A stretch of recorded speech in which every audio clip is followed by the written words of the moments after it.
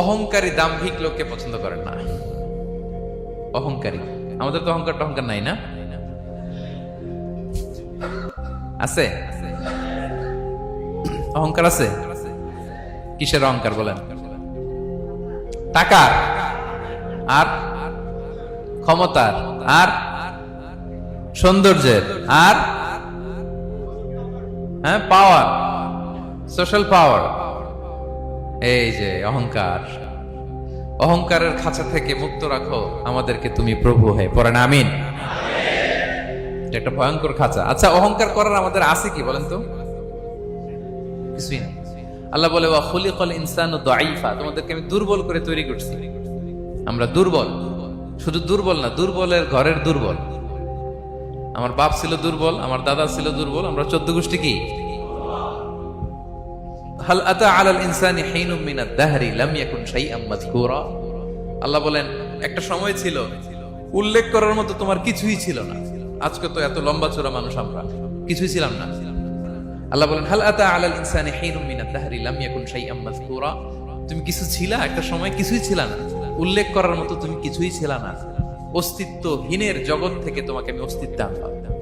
তোমার বাবার পৃষ্ঠদেশ থেকে তোমার মায়ের গর্ভাশয়ে আমি তোমাকে ফেললাম। সেখানে আমি আল্লাহ তোমাকে একটু একটু করে তিলে তিলে বড় করলাম।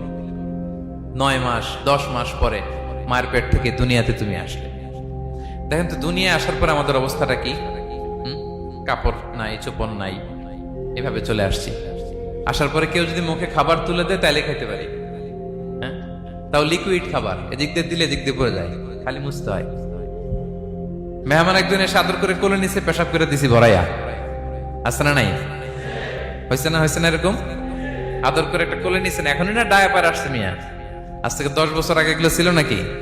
প্যাম্পাস ডায়াপার ছিল, এই কাঁথা টাতা নিয়ে কোলে নেওয়া লাগতো, তারপরে দিছে ওদিক দিয়ে জামা টামা ভিজে শেষ।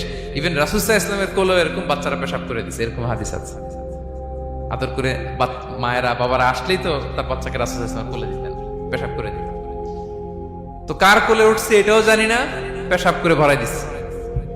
পেশাব পায়খানা করে 6 লাভ। লিকুইড দিলে খেতে পারি, শক্ত কিছু খেতে পারি না। এই তো আমি, এই তো আমার ক্ষমতা। একজন যে বললেন ক্ষমতার অহংকার, এই তো ক্ষমতাটা তো এতটুকু। এরপরে যখন জোয়ান হয়েছে, এখন তো জোয়ান, এখানে একটা ভূমিকম্প হইলে কি অবস্থা হবে বলেন তো জোয়ানদের? হ্যাঁ, কাঁপতে কাঁপতে সব শেষ। একটা ভূমিকম্প, একটা তুফান হলে ওটার বিরুদ্ধে দাঁড়াতে পারি না। একটা তুফান, রাস্তায় টায়ার পাংচার হলে লাফ দিয়ে উঠি। ক্ষমতা আমার, আমার নাকি ক্ষমতার অহংকার? কি দুর্বল আমরা! হ্যাঁ, কুকুর আমাদেরকে কামড় দিলে আমরা কুকুরের কামড়ও দিতে পারি না, ঠিক কিনা? মশা যে কামড়া, এটা ধরতে না পারলে কিছু করতে পারি? কামড় মাইরা দিছে দৌড়। বল্লা পোকা এটা যদি কামড় দিয়ে দৌড় দিয়ে কিছু করতে পারেন? তো কিসের কিসের ক্ষমতা আপনার? এরপর আবার যদি 70-80 বছর হায়াত পাই, আবার আগের মতো যেখানে বসি ওইখানেই ডাইরেক্ট, আছে না নাই? বয়স যখন 80 হয়ে যায় আর থাকে শরীরের কন্ট্রোল, আবার যেখানে বসে ওইখানেই পেশাব পায়খানা। খাবার দিলে খাইতে পারি, পিঠটা বাঁকা হয়ে কুজু হয়ে গেছে, এর নাকি আবার অহংকার। সাজে অহংকার, সাজে অহংকার, সাজে একজনের।